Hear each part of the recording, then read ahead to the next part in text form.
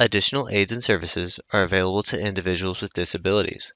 To make such a request, please contact us by email by clicking the Help tab in the PD portal or at pdportal@tamu.edu, by phone including Relay Texas at 1-800-441-7323, or in writing to Train PD, PD Portal Support, 4477 TAMU, College Station, Texas 77843. Both a transcript and accessible document of the content presented in this webinar can be found as resources in the course description. Click on the blue links under Course Resources in the description. When a link is clicked, a new browser window will open.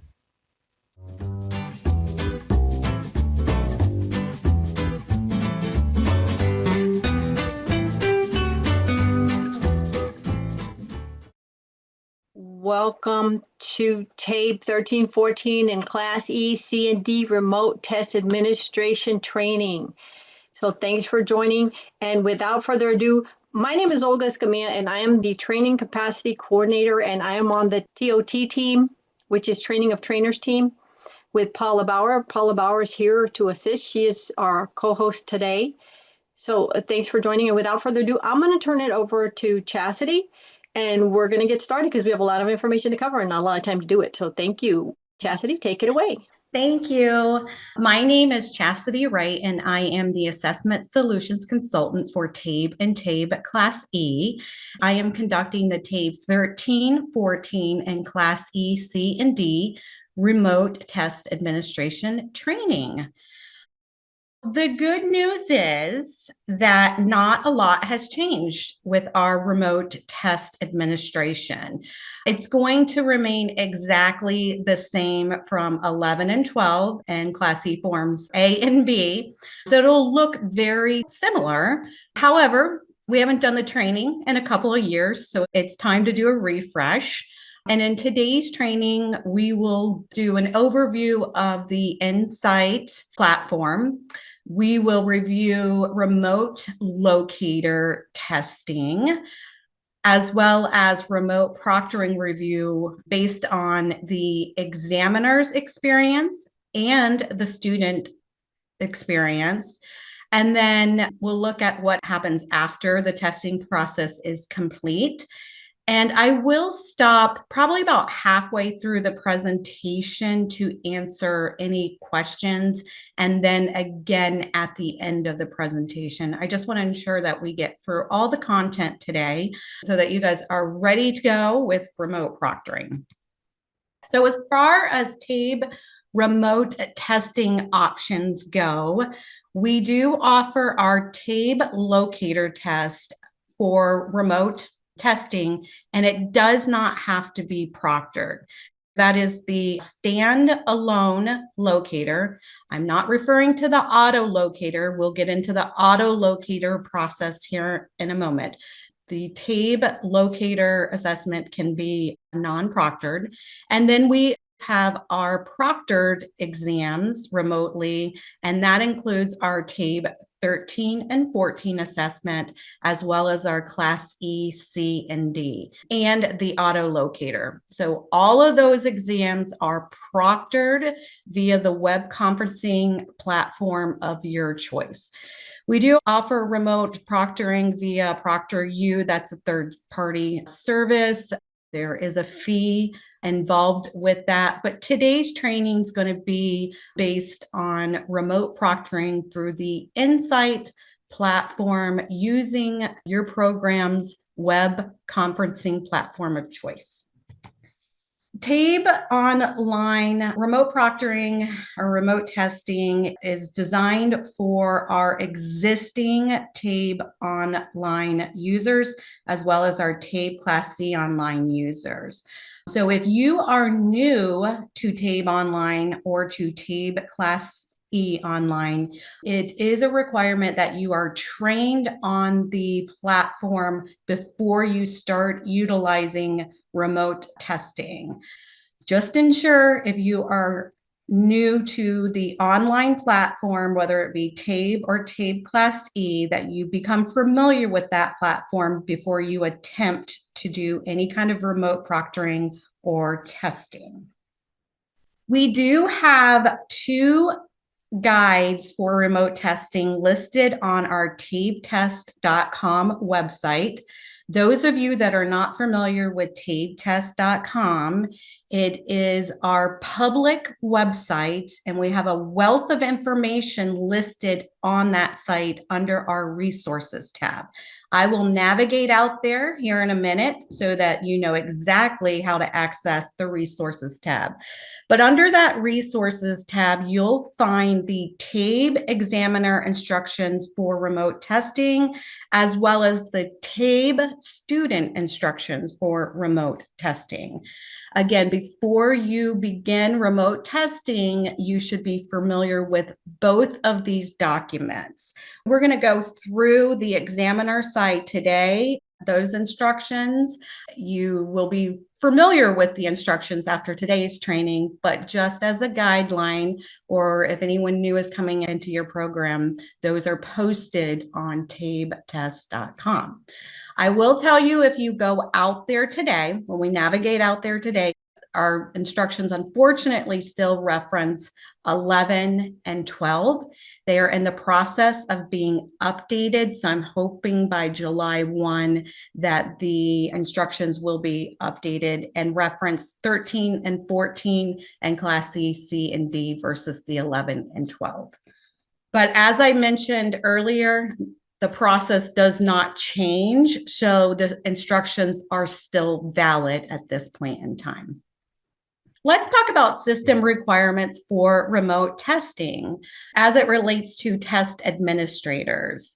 Again, the test administration is done in the DRC Insight portal.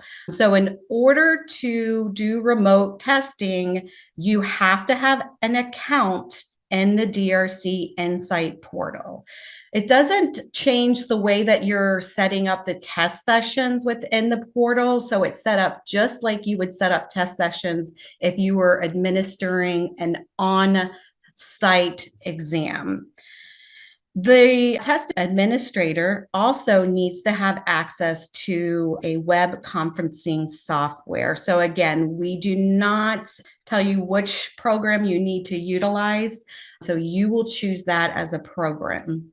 It is important too that your computer audio and webcam capabilities are available and turned on for hosting the web meeting. And as far as a student goes, you will be able to access, again, that student information on tabetest.com. So you will be sending the student guide to the student. So they'll be aware of these requirements or system requirements up front. They're going to need to have a computer, desktop, laptop, Chromebook. Those devices must be plugged in during testing because we don't want the battery to fail and shut down testing. So ensure that those devices are plugged in and powered up. Students are required to have that webcam as well as a microphone and speakers or headsets. And again, they need a good internet connection with at least 10 megabytes per second. This is very, very important. In order for students to successfully access the URL for remote testing, they need to utilize the Chrome browser. If they do not utilize the Chrome browser when launching the assessment through that URL that you're going to be providing them, they will not have a successful testing experience. So very important to keep in mind. All of the information I'm providing you right now is spelled out in the student instructions that you saw in the previous screen. So let's talk about just some basic remote testing guidelines. Number one, practice, practice, practice, okay? The last thing that you want to do is not be familiar either with how to set up the test sessions or how to implement a remote testing within your web conferencing platform.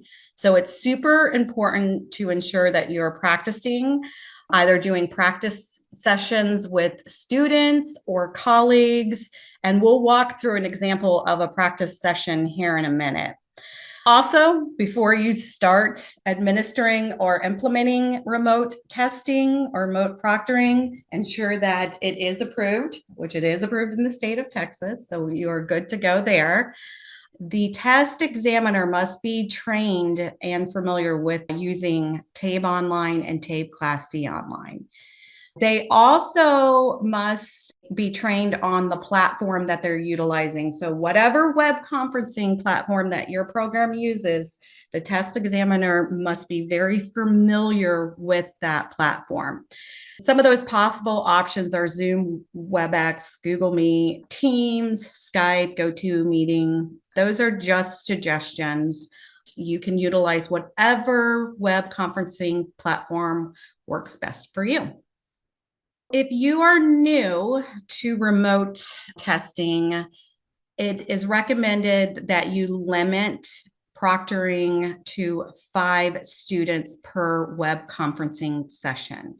You may be new, but you're already familiar with the TABE Online platform or Class C Online platform. You're familiar with the web conferencing platform, but this is maybe your first attempt going live with actual students. So we do recommend that those that are just getting started with remote testing, that they limit it to 5.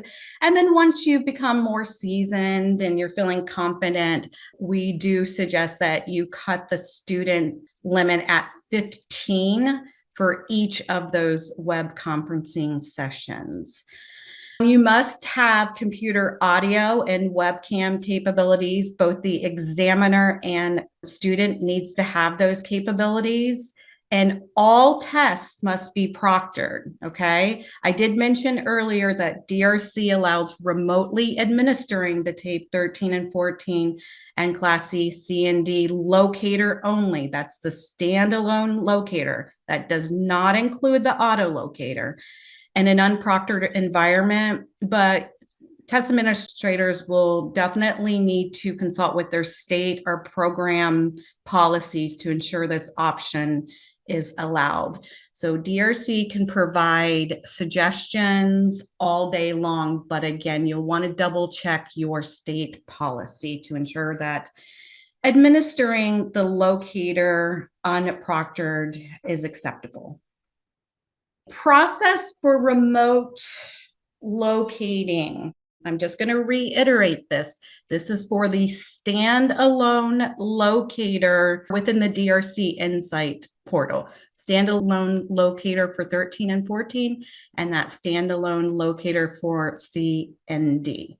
If you're familiar with the DRC Insight portal, you understand that you have the option of just administering the locator, or you can administer what we call an auto locator, which moves the student or examinee seamlessly into the correct level of TABE or TABE Class C. We're going to assign students into the new test session. So we're creating our test session. And just as a reminder, we recommend cutting the test sessions off at 50 students. When you get over 50 students, it starts to slow down the report delivery. So just try to keep those test sessions set at 50. You'll want to send an email to students before testing that include the URL. So because this is an unproctored environment, we can go ahead and send out that URL that they utilize to connect to the testing window. And then you'll also send out the username and password. All of you should be familiar with the DRC Insight portal. You know that the username and password comes from the test ticket information. I have highlighted here URL links have changed because they have changed from TABE 11 and 12 and Class C and D.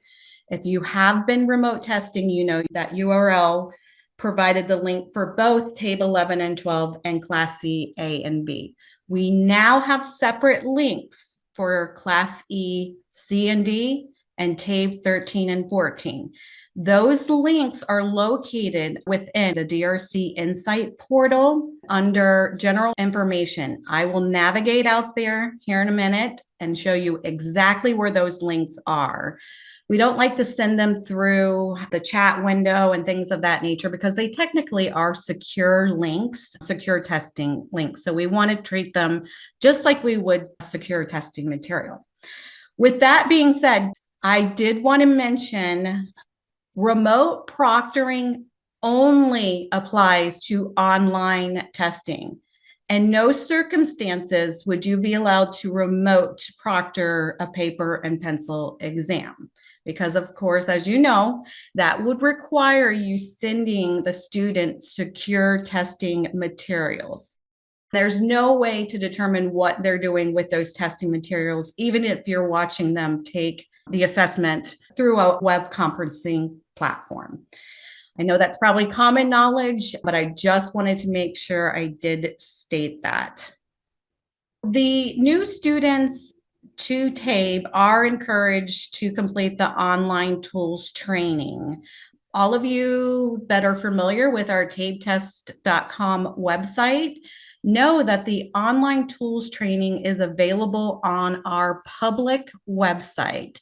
When you provide the student the testing information with the URL and then the username and password, and again, we're still talking about the locator, which is unproctored or can be unproctored. You could also include the link to the online tools training. All of you should be familiar with the online tools training, but just in case you're not, it simulates a live testing environment for a student. So it not only provides them some limited item exposure, but it also provides students or examinees exposure to the online platform. So this allows them to get comfortable utilizing the online platform before they sit down and take the actual assessment. You guys are going to want to ensure that the students have confirmed that they've completed the locator assessment. There's a couple of ways to check that within the DRC Insight portal as well. So we'll look at that here in a minute, or you can just have the students notify you that the locator assessment has been completed. And then, of course, after the locator assessment has been submitted by the student or examinee, it is immediately scored and you have access to that TABE locator report within the DRC Insight portal under the reports option. The actual application is called report delivery. This is just an example of that test ticket that supplies the username and password. As you can see, it looks exactly the same as the TABE 11 and 12 online test ticket, but this is an example of a 13 and 14. It's got the student's name, their username, and the password, and then you will supply the student that secure URL. And I'm just going to click on it for demonstration purposes. So the student would click on the secure URL and be brought right into the login screen. And so then they would enter their username and password. And again, still referring to the locator exam, and this would be in the unproctored environment. We're going to talk about a practice session. So what can we do to practice in advance with our examinees? Maybe you're new to remote proctoring, or you want to ensure that the students are set up properly on their side, technology-wise, and have a good understanding of how to navigate the web conferencing platform as far as the chat features and that kind of thing, as well as have exposure to the online tools training, which we just talked about. It simulates a live testing environment for our examinees. So first, and again, this is just for a practice web conferencing session. So you're going to want to create a web conference session and then send out that email notice to students inviting them to this practice session. If you are inviting multiple students, you might want to create private rooms within that web conferencing session to confirm student identification. Now, private rooms should only be used to confirm student identification. We should not use private rooms with multiple students once the test begins. And that's because usually with private rooms, you go into one room, you go out another room. So you really want to be able to see all students at all times. All audio should be done through the computer with a headset or microphone and speakers. No cell phone calling is allowed. So this is a good time to ensure that your examinee's microphone and speakers or headset, that they are functioning properly. It's also a good time to ensure that webcams are movable, because the student will be expected to kind of show you the testing area to ensure that it's free and clear of non-allowable items. And then again, this is a great time to introduce the online tools training during the practice web conference. You'll be sending out through private chat. When they begin the actual assessment, you'll send out the URL link as well as the username and password through private chat to each individual student. So you could practice doing that with the online tools training during the web conference session. One benefit of doing this pre-testing as well is that if the students, whatever testing device that they're utilizing, if it can launch the online tools training, then you know that it's going to launch the actual assessment as well. It kind of tests their system out to ensure that it will launch, whether it be TABE 13 and 14 or Class C, C, and D. Another way to check the student's device is to do the DRC device readiness check. It's super simple. You could send this out to them ahead of time as well, or you could send the information, the link through the chat feature just to practice utilizing that chat feature. What the DRC Insight device readiness check does is it provides a student literally with the click of a button, it will determine whether a student's testing device is able to launch the TABE or Class C assessment. In this example, you can see I have all green pass scores here. So my device in this example is ready to go. If my browser, if I wasn't using Chrome or my connection speed wasn't where it needed to be, instead of the green pass box, I would have a red failed box. So I can quickly determine what my issues are. And you can access the device readiness check on tabetest.com as well. When we navigate out to that public website, I'll show you where that is. So it's really easy to cut and paste that link and send it to examinees ahead of time. It's also embedded in the student information packet that you're going to be sending to them as well. So a couple of different options as to how to send the device readiness check, or even the link to the online tools training. Now we're moving to the day of testing, and this is an actual proctored environment. So we're talking about administering the auto locator or just in a particular level and subject area or content area of TABE or TABE Class E. What you're going to do is you're going to create a test session in the DRC Insight portal for the test that's needed. We're not reviewing creating sessions in this training because you should already be very familiar with that process. I am going to log into the portal because there's a couple of things that have changed as far as what administration to select. Before, you used to just have TABE. You'll see a drop down for TABE. You'll see one for TABE Class E, C, and D, and you'll see one for TABE 13 and 14.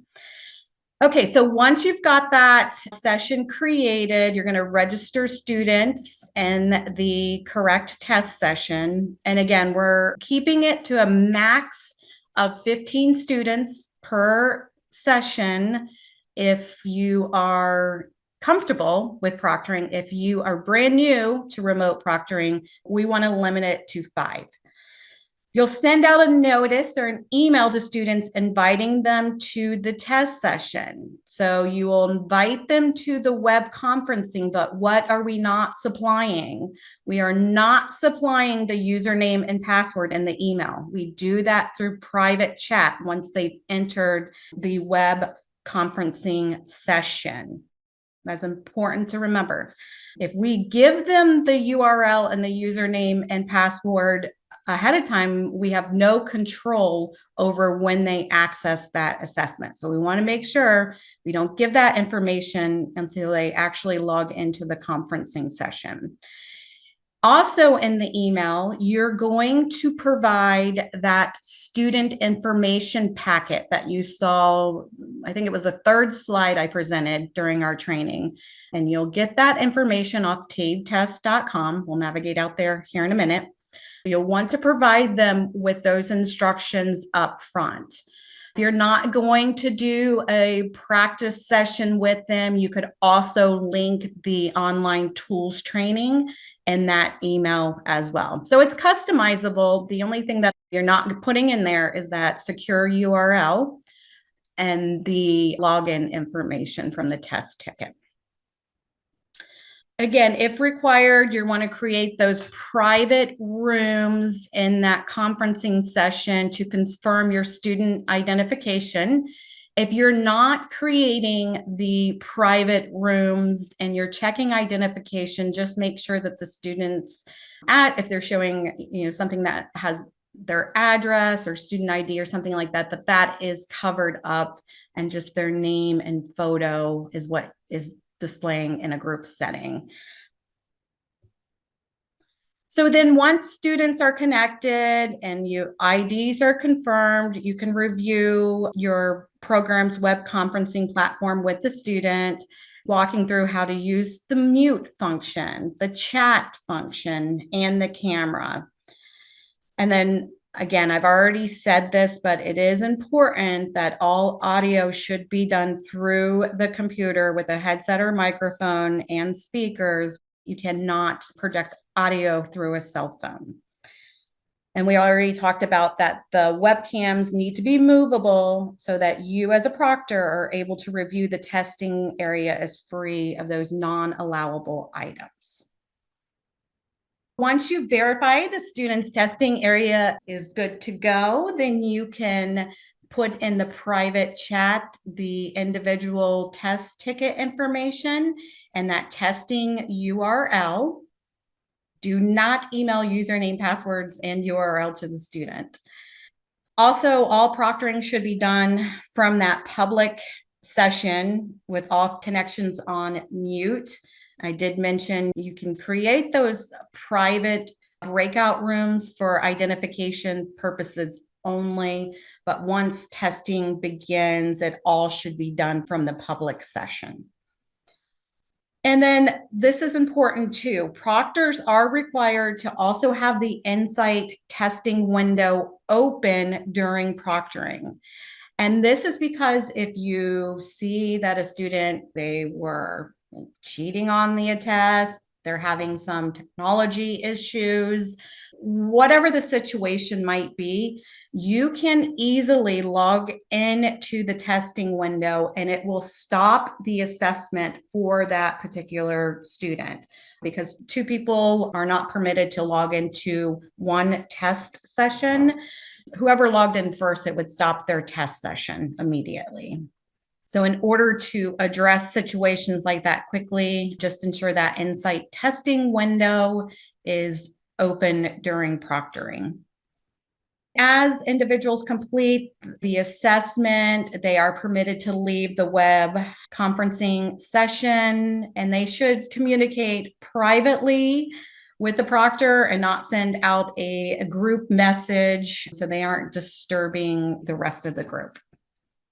Once all testing is complete, you have the ability to set up individual calls or however you're going to review those individual profile reports with your students. Because again, it acts just like they were taking an on-site exam. Once they hit that submit button, their test is automatically scored And then the individual profile report becomes available in the on-demand report section of the DRC Insight portal.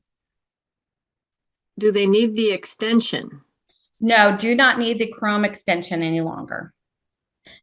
Just some tips too on sessions. I had mentioned this before. Remote testing only affects how students access the assessment, not how the sessions are set up. So you still need to add students and create test sessions in the DRC Insight portal, just like you would do for an on-site test. When you're creating test sessions, just make sure that mode is set to online. You're not going to switch that to remote. The remote testing option there is if you were going to purchase ProctorU and have them logging in and doing the remote proctoring. So just ensure that the mode stays to online testing. Also, a little tidbit of information. When you're setting up your test sessions, you know that test window is customizable. So when you set up the test session, it automatically bumps out that test session, I think it's 5 years. Well, if you want to specify a specific date range or a shorter date range, you can do that. So you can use a begin and end dates for when you expect the students to test. And that ensures that the students can't take the test outside of the specified time for the remote test session. So they won't be able to log in with that information after the remote testing session has ended. You can customize those date ranges, those session dates. Also, when you are creating your test session, you know that test session description that you have control as a program as to how to name that. So just make sure that you're giving that session a name relevant to remote testing so you can quickly identify that those test results are from remote testing sessions. I have highlighted here, be aware of schedules. And what I mean by that is when you're creating an in-person test session, you might create a test session for a particular student, and you might give them all 4 content areas in TABE 1314. So you're going to give them reading, math, and language, all in one test ticket. But they're going to take the reading assessment today and unfortunately don't have time to move into the math or the language. So they're going to come back to take the math assessment, or they'll come back and take the language. Well, that's all fine and dandy with the on-site testing because you're collecting those test tickets. They're entering the online testing through the DRC Insight app that's downloaded onto a desktop or iPad or whatever testing device that they're using. So they're not able to access it afterwards, right? That's different if we are doing remote testing. If we're scheduling a remote assessment and we're giving them all 3 content areas, and keep in mind the testing times, a lot of times they're in an environment, whether it's home, where they have limited quiet time where they can sit and take an assessment. Well, if you're giving all 3 content areas on one test ticket, they now have the URL and the login credentials to access the other 2 content areas that they didn't have enough time to complete. So just keep that in mind when you're scheduling. Make sure the examinee understands the time frame needed to complete the content area assigned to them. Account for time to review that web conferencing platform, as well as the assessment itself and the auto locator, if it includes the auto locator. So it's very important to be aware of your examinees' schedules and the way that you're scheduling out the different test sessions. The other thing you may or may not be familiar with is the export details in the icon next to the test session window. You know, when we open up the test session menu and we get all of our test session information, and then over to the right-hand side are all those icons that we can utilize. You can use that export feature and it'll export your student information from that particular test session. So it's going to give you student login information. It'll give you the username and password. So you can honestly just use that to provide to the students because it's a quick copy and paste, especially if you have multiple students. You'll just copy and paste them into their private chats to get the test ticket information, so that the login credential information, so you don't actually have to generate the test ticket information, which is really, really convenient. If we show our test sessions and then below we get our test session menu or test session details here. So we got all of our test session details. Over to the right hand side are some action icons. The first one you're probably very familiar with. That's your view edit. So you can go in and view edit a session at any time. The next one is that export feature.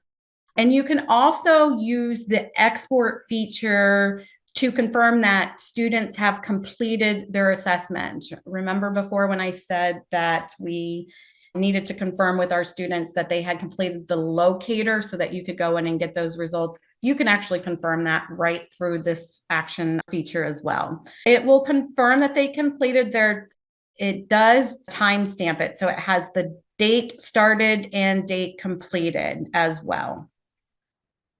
One feature that's available, it's not widely used, but I did want to review it in this training today, is our test monitoring application. You are familiar with these drop downs because you see them every time you go in and set up a test session. So I just kind of wanted to review the functionality of these features. Test monitoring application. What does that do? Right now, it's set to none. It's automatically set to none. And we'll talk about restricted access here too, which is automatically set to false. So when you log in, your test monitoring will default to none and restricted access will default to false. If you were to change that to optional or required, it would allow you to monitor your students as they are going through the test or the assessment. So it'll give you their name and then where they are in the assessment, what number they are. And so as they complete items, it'll let you know exactly where they are within that particular assessment. If you do not want to utilize this feature, it is absolutely fine. You can just leave it at none. But if you're interested in seeing where your students are, you can set that up so that it is required or optional. The restricted access will allow you to let your students go ahead and log in with their username and password with the test ticket, and then require an additional password for all examinees to start at the exact same time. The restricted access here on the screen and the test monitoring restricted access are indicated in this red box. The default is false, but if you wanted everyone starting at the same time for whatever reason, you would put true, and then they would have to enter the additional password for everyone to get started at the same time. So it's essentially kind of puts them in a waiting room. We know none means that there will not be a code that will appear on the verification page. Participants will not be monitored and on the dashboard. And I'll show you where that dashboard is within the DRC Insight portal, just in case you've never utilized it before. If you were to select test monitoring and select optional, it would be enter monitoring code field appears on the page, but is not required. It's an option of whether you're going to be monitoring those students or not. Participant tests will only be monitored if the participant enters the code. So you'll get a code for test monitoring for your participants for the day. So if you don't make it required, it's an additional code that's required before they log into their assessment. If you want that access and you want to monitor your participants, you need to make sure that you change that to required. That monitoring code does appear and is required. They will not be able to log into the assessment until they've entered that code. And then we already kind of reviewed what restricted access meant. If you select false, you just begin the assessment. If you select true, then that additional verification or password is required. Again, once the examinees or students log in with their test ticket information, they're placed into that waiting room until you provide them with that additional password. What I want to do now is I'm going to navigate out to our website here. I'm going to go to the DRC Insight portal, and we're going to review some things that we talked about earlier on in the presentation. So under my applications, if we go to general information, I mentioned that the URLs have changed for TABE 13 and 14, Class E, C, and D. So we're going to go under documents and administration. I just leave all and hit show documents. There's only about 3 pages, but to be honest, the document that you're looking for is halfway through the first page. And it's called the TABE Secure Public Browser Links for Remote Testing. These are your secure public browser links for remote testing. So we're going to populate. I'm just going to bring that up real quick. And you can see there's some information at the top about the links. Down below here, I like to point this out. I get phone calls a lot from programs saying, my link's not working. And a lot of times it's because they've bookmarked it. So keep in mind, the link still cannot be bookmarked. Below that, you'll see now the URL, the secure link for TABE 11 and 12 and Class C, A, and B. So it's the same link, all right? That has not changed. It's the same link for both 11 and 12 and A and B. Below that, there is a separate link for Class C, C, and D, and a separate link for TABE 13 and 14. And again, these are put in a secure location. They're housed within the DRC Insight portal. I do not think that they're going to be putting those links on the instructions any longer for the examiner. So this is where you're going to go to get those remote testing URLs. It's no longer going to be populated on our public website, tabetest.com. So I did want to show you that. Let's just go ahead and go to tabetest.com. I just wanted to show you in the DRC Insight portal. I think I have a screenshot anyways. I'll just go in and show you from the screenshot, but where you select the correct test administration, because that's the only thing that has changed when you're setting up your remote testing sessions. So we're going to go to our public website really quick. It is tabetest.com. Under resources, I told you that the information for remote proctoring was under our resources tab.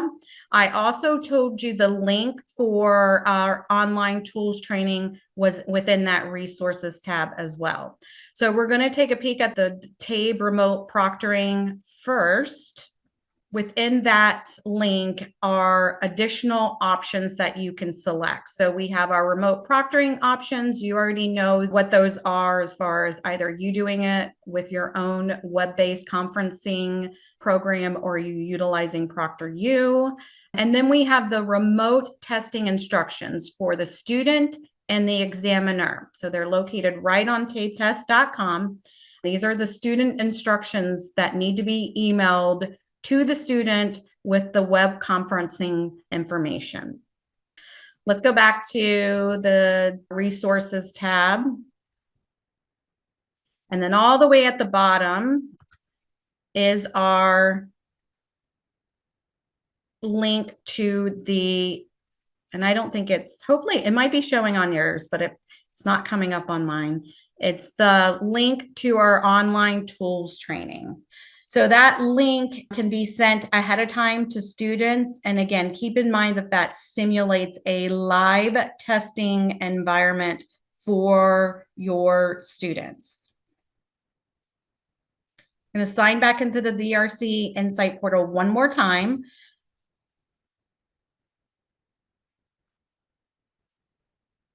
Let's look at test management. As you know, that's where you go to set your test sessions up. And then if you were to enter and want to do the test monitoring, right below that is the window that you would select to be able to monitor your students. Let's start with test management. We're going to go under manage test sessions. This is what's changed. So administration, you all just used to have TABE, and TABE included TABE 11 and 12 and Class E, A, and B. Now we've separated those, okay? So if you're wanting to administer 13 and 14, you need to select 13 and 14. If you're administering Class E, C, and D, you need to select C and D. For demonstration purposes, select 13 and 14. Go into my sample training site. Just show my sessions. And below, I have my session detail window here. We talked about that export, where you can export data to ensure that the students have completed the assessment, and also export that test ticket information. So that was the icon here, the export details. And then we talked about the naming convention too in our session name. I use AL for auto locator, TABE 1314, reading and math remote. So I know this was a remote session, okay? This was a remote proctored session just from that session name. And I also know that it includes the auto locator. And then I think I created one that just had the locator. Here we go. Below, I have another session, which is just that standalone locator, 13 and 14, reading and math remote. So this is an example of just the locator. And then the other one was an example of a session that included the auto locator and reading and math, and it was done remotely. I am going to click into this session just to highlight where you change the restricted access. And you can change a session where a student's already taken an assessment in. You can change that. It will just apply to the next student's assessment. So here again, it's got my details of my session. And you can see that the begin and end date, I have this bumped all the way out for 5 years. Again, this can be changed. You can shorten these dates if you'd like, so you can ensure that students are not accessing them the day after that the assessment's been administered. The mode, like I said, we're going to keep that online, and test monitoring. I've put this one as required. So this does require test monitoring, but I can go in and I can switch that at any time. So I can put that as none. And then I've left my restricted access as false. So I don't have to include an additional password so that all my examinees can sign in at the same time. And then of course I have my students listed here as well. And then just to demonstrate what that looks like when you export details, just in case you haven't used this functionality before, I'll just show you what that looks like quickly. It's got the administration, my district, site information, and then you have your begin and end date. So it basically timestamps when they started, when they completed, and then that username and password is right here. So if you wanted to just copy and paste the username and password from this document and the URL, you could do that. We are going to get back to the PowerPoint and finish up here. I want to What happens after testing? The exact same thing that happens after on-site testing. You get this great diagnostic information from the individual profile report. I will go ahead and highlight that some things have changed with the individual profile report. At the top to the right-hand side, we've added for your post-test the next recommended levels. We're telling you what to give them on the post-test for 13 and 14. That is not currently on the 11 and 12 individual profile report. It will be added to Class E, C, and D as well. So you will have that information. And then we are adding the standards that the TABE descriptor aligns to on the second page, that diagnostic piece that pinpoints the areas for next focus or the demonstrated skills. So that's something that was currently not there, and our programs are wanting to see that correlation or that crosswalk. So we've added just the standard number that TABE descriptor is referring to. I do have the next test assignment NTA available for anyone that would like it. Again, it's not available on 11 and 12 reports, but because our scale score ranges did not change from 11 and 12 to 13 and 14, you can use this for 11 and 12. And it's also posted on tabetest.com. So it's available on our public website as well. How long does it take to score the test? It's scored immediately. The test is scored immediately. And I know that I'm going to have some people laughing at me on this webinar, which is fine. What takes so long for the information to populate is our individual profile report takes a while to populate. It could take up to 15 to 20 minutes sometimes. And that's because there's a lot of information on that, and it's a PDF. If you're looking for immediate scores, you need to pull an on-demand extract. If you need to know how to do that, you can contact me directly. But you should already be familiar with that report if you're familiar with the DRC Insight portal. But that report is immediate, and it's a CSV file. Can old test sessions be archived? Yes, this is kind of not related to the remote testing sessions. I didn't include it because I knew I only had a short amount of time to get through this. But the good news is the reason we created those drop downs in the DRC Insight portal is because now with that TABE drop down, those sessions and students, you have everything. You have 9 and 10. If you were with us from 9 and 10, you have 11 and 12. You have Class C. Well, now they'll be separated by test administration. So you'll have just your Class C form C and D in the drop down if you select C and D. Then if you just select 13, 14, you'll only see the test sessions for 13 and 14. And if you remember me talking about that test session window, it bumps it out for 5 years. But let's say you're done with that test session in 6 months. Go ahead and close that test session out, meaning in that date. Don't leave it hanging out there for another 5 years, because we are going to start automatically archiving moving forward with 13 and 14 and C and D 18 months from that close date. So if you close it out after 6 months, after 18 months, it will be archived.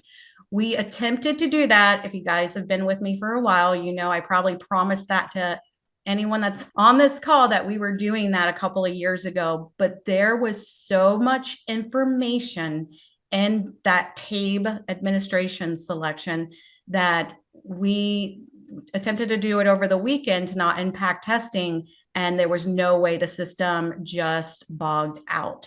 So this was kind of our workaround. So moving forward, your DRC portal is going to have a nice, clean look to it in that session window and with students as well. So when you were showing the document with the links and you said that they shouldn't bookmark them, someone wants to know, why aren't links able to be bookmarked? There are secure testing documents. So you need to treat them as secure material. So that's why you can't bookmark it, because it can't be accessed more than once as a bookmark. And you were talking about the URLs, and they said, will these same URLs be used for on-site testing? Yes, because some folks have computers that aren't set up with the test delivery client or app, and they use the URLs. It's the exact same link, whether you're doing it on a web-based platform or on-site in person. Can you show once again where to get the new URLs? Yep. So I'll just go back to our DRC Insight portal. I'm in my DRC Insight portal, and it's under General Information. Then I go to Documents. And you all should be very familiar with this part of our portal as well, because our test administration manual, our test directions, our technology guides, everything is housed here. So you want to make sure that you are very familiar with this particular area of the portal, especially when you move over to 13 and 14. So our 13 and 14 test administration guide is here, our 13, 14 CBT test directions, online test directions, everything's housed here. With that being said, I'm going to scroll down and I'm going to look for the TABE Secure Public Browser links for remote testing. And I can just download it here or open the PDF. We hope you enjoyed this pre-recorded webinar. After you have passed the final test with a score of 80% or greater and have received your certificate of completion, please take a few moments to complete the course evaluation. Participant feedback helps Train PD at TCAL continue to provide high-quality professional development. To leave a course feedback, please go to the completed portion of your transcript.